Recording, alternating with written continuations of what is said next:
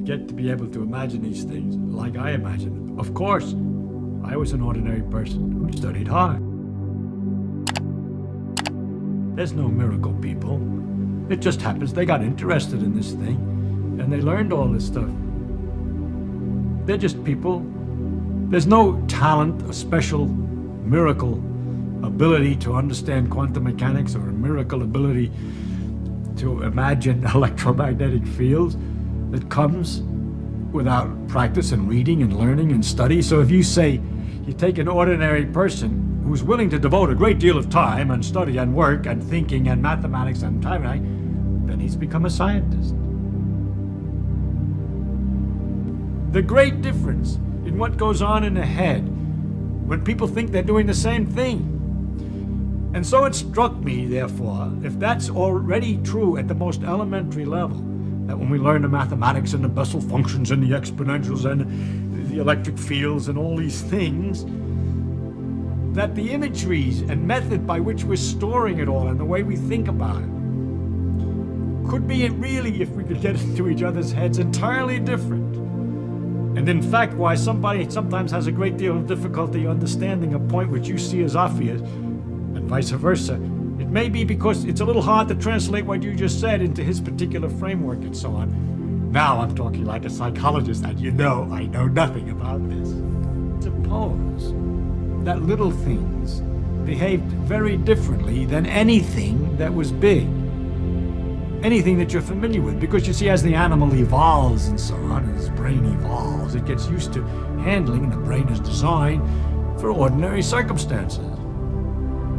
But if the gut particles and the deep inner workings were by some other rules and some other character, they behaved differently, they were very different than anything on a large scale, then there would be some kind of difficulty in understanding and imagining reality.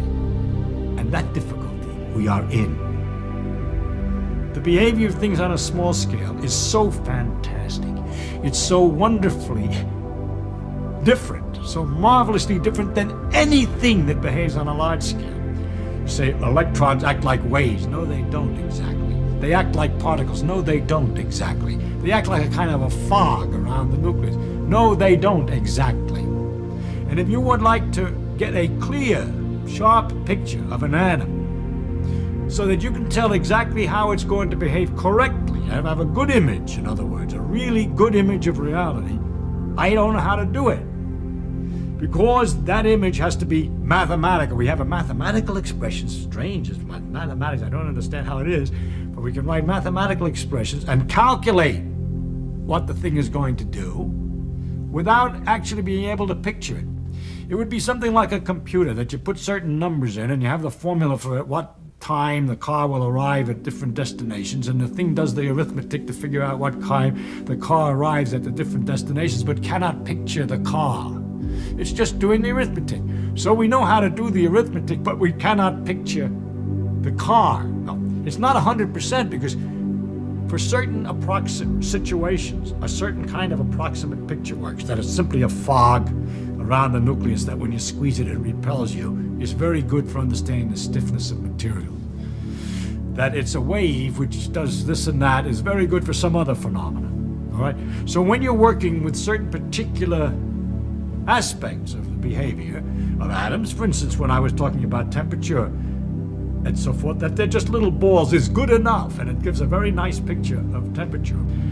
Is it possible then to develop a familiarity with those things that are not familiar on hand by study, by learning about the properties of atoms and quantum mechanics, by practicing with the equations, until it becomes a kind of second nature, just like it's second nature to know that if two balls came toward each other, they'd smash into bits. You don't say the two balls, when they come toward each other, turn blue.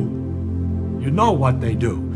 So the question is whether you could get to know what things do without better than we do today. You know, as the generations develop, will they invent ways of teaching and ways so that the new people will learn tricky ways of looking at things and be so trained, so well trained, that they won't have our troubles.